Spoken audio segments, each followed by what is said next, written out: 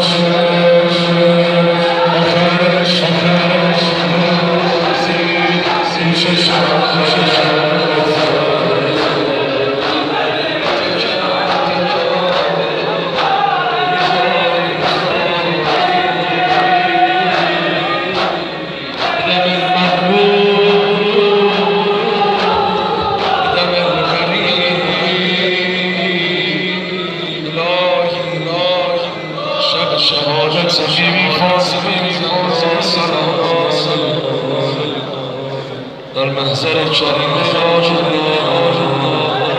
نبی فاطمه معصوم سلام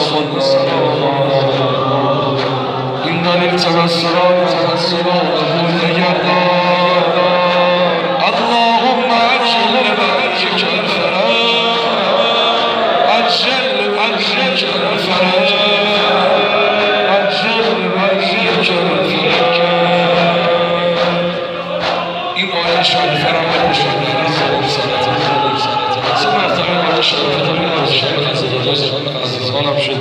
أعوذ بالله من الشيطان الرجيم.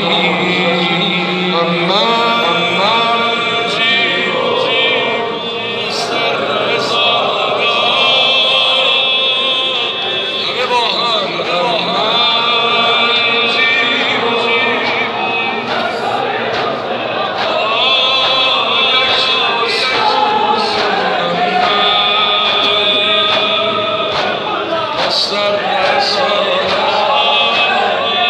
سلامتی و تجلیل فرج آقا از سریع تسلط دل داغدار شد.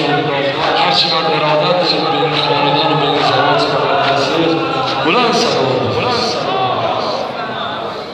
سلام این جلسه برسید که روزی گذشتگان خصوص واسه جمعه زاکر حاج حسین مخلوجی حاج محسن فیضی سلام دید.